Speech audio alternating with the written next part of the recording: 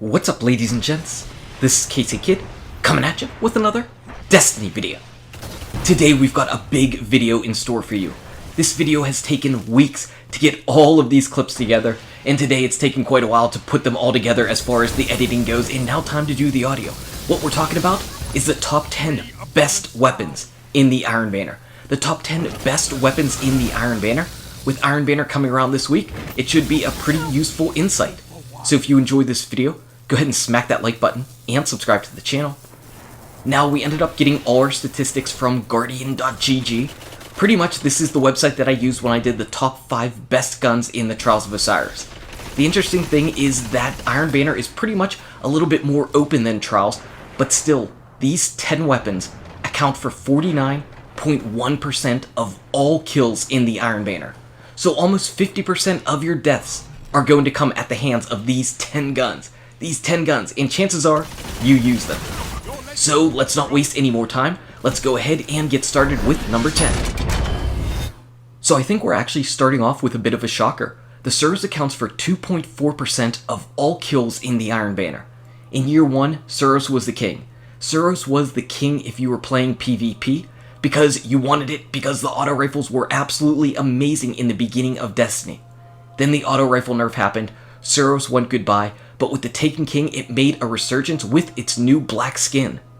So the Souris you can actually fire in 2 different ways. You can use spinning up, where after you keep firing the gun for a little bit of time, the bullets are going to come out faster and faster, or you could use the focused fire version that's pretty much like the year 1 gun. I was using the spinning up version a lot more, but honestly, of all 10 of the guns on this list, I struggled the most with the Souris, and I think it's because there's actually a little bit of a trick to using the Souris. You need to fire off those bullets, because it basically has a glass half full perk going on with it. And in the beginning of firing off the Souris, the beginning portion of its magazine, this gun fires so extremely slow that it's really tough to compete with all the fast timed kills in the game. So what I found myself doing was pre-firing a lot more with the Souris, pre-firing whenever I was coming around corners to try to get to spinning up, and then help to take down the Guardians that were coming after me. That was the best way that I found to go ahead and use this gun. I couldn't even begin to start with the focus fire version. So that is number 10. Coming in at number 9, we have the Nur Winds Mercy. And this gun makes up 2.49% of all Iron Banner kills. And it's actually an Iron Banner exclusive weapon, so that's pretty nice. My Nur Winds has terrible perks. My Nur Winds really has bad perks, but I really like this gun. It's actually pretty decent for me. And that should tell you that the base stats, the base card for this gun, is really strong as it is. You don't need amazing perks to make this gun work for you. It's a pulse rifle that pretty much has the potential to 3-shot a Guardian, assuming that you're getting mostly headshots. So I personally like this type of gun. I'm not as good with the faster rate of firing pulse rifles. I'm not as good with those type of weapons, but I do like this style. I feel like this style of a pulse rifle fits right into my sweet spot. So Nur Winds works out pretty well for me, and I'm really glad that I ended up picking it up, even if it doesn't have great perks. I can only imagine that if I get one that has some nice perks, that I'm going to be able to do some pretty nice damage with it. So for me, whenever I'm looking at pulse rifles, I'm looking for stability. Because whenever I fire this gun off near a Guardian's head, I want to try to have all 3 of my shots from each burst hit the head. I want to get those critical hits. That's what's really going to help to make your pulse rifle an absolute killing machine. So even though I don't have great perks, and I don't have Head Seeker, hopefully by having max stability on this gun, I'm able to get more of my shots at the head and make this kind of into a laser. Obviously with pulse rifles you can shoot from a range, and it's pretty safe and pretty strong. So let's move on to next gun. At number 8 we have the Zalo Supercell, yet another surprise entry to a PvP list. This weapon is mainly classified as a PvE weapon because of this Bolts from the Blue. With Bolts from the Blue you're able to get your super energy up extremely quick because double kills happen a lot in PvE. It doesn't happen quite as much in PvP, though I will say, I guess in Iron Banner, where it's 6v6, you do have a little bit more of a chance of getting a double kill with a weapon. You've definitely got more chance of using this gun effectively as far as utilizing its perks than you do in something like Trials of Osiris, or Elimination, or Salvage, or any other 3v3 metagame. So Zalo making a comeback into the Iron Banner. Who would have guessed that one? I don't think many people would have imagined that Zalo was going to make this list. It's got a really nice rate of fire, and it's got some decent impact. It's basically the same archetype as the Monte Carlo and the Hardlight, and people have definitely utilized those successfully in PvP, but people don't really think about the Zalo. But here it is, coming in at number 8 on the list with 2.75% of all Iron Banner kills. So this gun is out there, and it's being used, and you're probably getting shot by it a little bit. But that is the Zalo sitting at number 8. At number 7, what are we going to bring? We've got the Invective. The Invective, our first special weapon of the list, is the exotic shotgun Invective, and people are going to get killed by it this week in Iron Banner, and they're probably going to think it's because Xur was selling it, but the Invective has already been responsible for 3.51% of Guardian kills in 2016. So Invective's already been out there, and it's already been killing everybody. So the Invective has a lot of things going really well for it. And top among the list, chief of those, is the fact that it regenerates its special ammo. Special ammo is at a premium in PvP. It's not as much as in Trials of Osiris, but if you don't have to go looking around for special ammo boxes, you know your weapon is always going to have ammunition, then how can you ever minimize the impact that has on your game? The Invective is really nice. It fires off in full auto, and it has final round. Couple that with the fact that you're always going to have ammunition, and you can just hold down the button, fire off your 3 or 4 shots, kill the opposing Guardian, and then just run away knowing that you're going to have ammo. So the Invective, what a killing machine. This was actually one of the first guns that I was looking forward to getting back in year 1. I ended up grabbing it whenever I got my first exotic quest. I picked to get the Invective, and I was not disappointed. Not disappointed at all. This is definitely a nice gun. I don't use Send It. They changed that just a little bit, but even if you don't use Send It for max range, you can still get a lot of kills with this gun. So moving on from the Invective, we move on to weapon number 6, the Hakon's Hatchet. So number 6 is yet another Iron Banner exclusive weapon, and it makes up 3.9% of all kills in the Iron Banner. And whenever I look at the rate of fire and impact, it's the same archetype as the Zalo Supercell, as the Monte Carlo, as the Hardlight. And that makes me think that people really enjoy this particular style, this particular damage profile of auto rifles. Whenever you put out the shots, you can fire off quickly, and you deal some decent damage with each shot. So I'm thinking that this might actually be the sweet spot for auto rifles that Bungie makes. This seems to be the type that people gravitate towards, or at least this is the type maybe that's out there. Maybe this is one of the most prevalent types of auto rifles in the game. Mine has persistence and life support, and I didn't get life support to proc as much as I wanted it to, which is a little bit of a shame. It's a little bit of a shame. I thought that that was really going to be my ace in the hole, having life support. But I do have persistence. I like that. I have my stability up on this, which is a nice thing.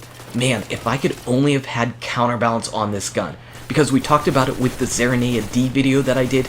Counterbalance made just a world of difference on auto rifles. I never noticed how crazy and awesome that actually was until I got it on my Zeranea D.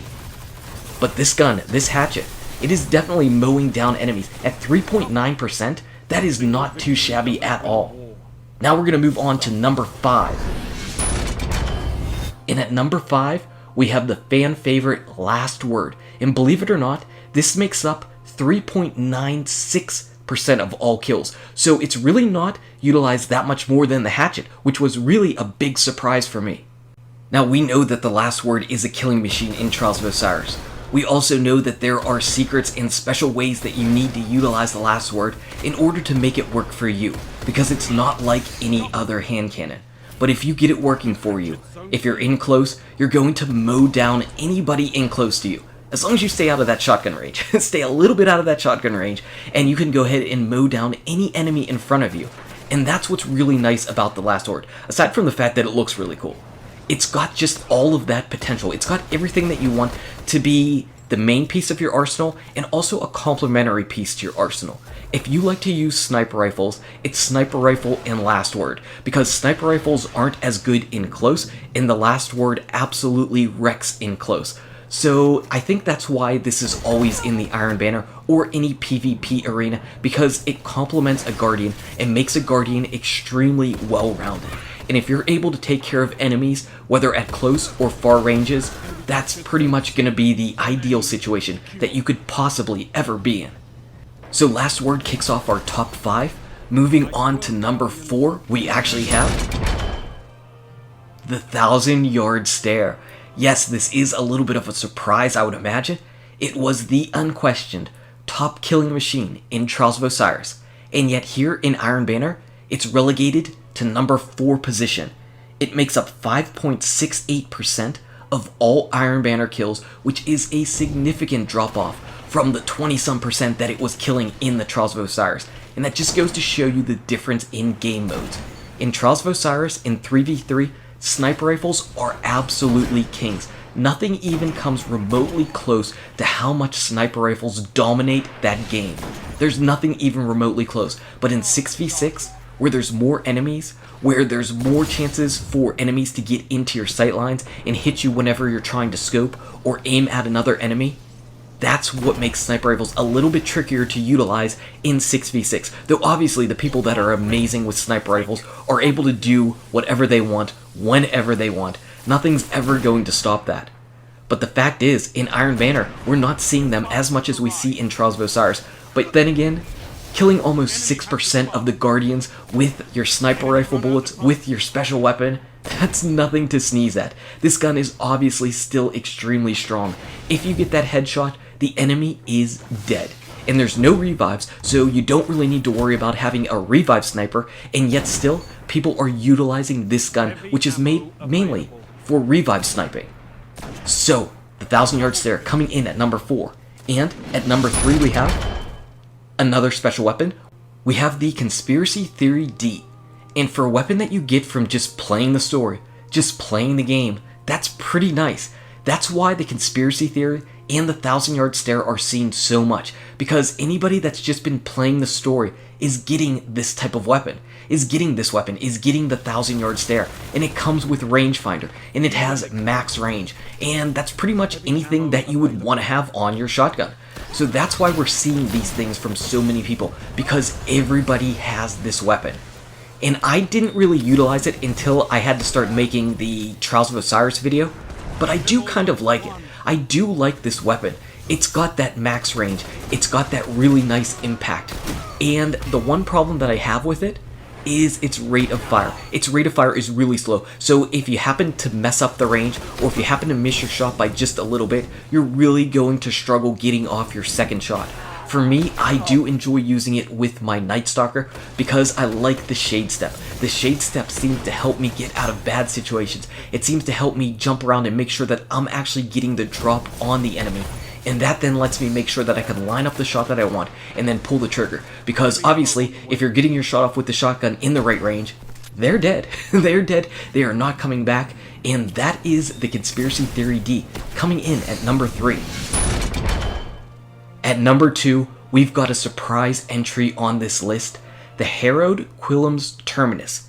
Now, what I ended up doing was actually combining the Harrowed version and the normal version. The Harrowed version accounts for 5.18% of kills, and the normal version accounts for 1.2%, for a total of 6.38% of all Iron Banner kills coming from this heavy machine gun. Now let's stress, this is a heavy machine gun. It's not like a primary weapon or a special weapon where ammo's around all the time. This is heavy. It only comes around a couple times during the match. And the fact that 6.38% of all deaths come at the hands of this gun is absolutely amazing. This one blew my mind. The fact that this weapon accounts for so many kills in the Iron Banner absolutely blew me away. I didn't expect it at all. I didn't really know if we would actually see a heavy weapon on this list or not. The fact that it comes in at number 2 though is mind-blowing.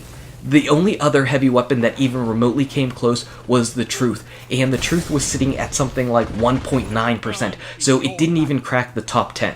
Didn't even crack the top 10, and yet here we are with over 6% of all kills coming from the Quills. And it's because it's just got everything that you would want to have as far as a killing machine goes. It's really, really nice. It's got nice impact, nice rate of fire. It's a killing machine. But this is number 2. What do we have for number 1? The Mighta multi-tool.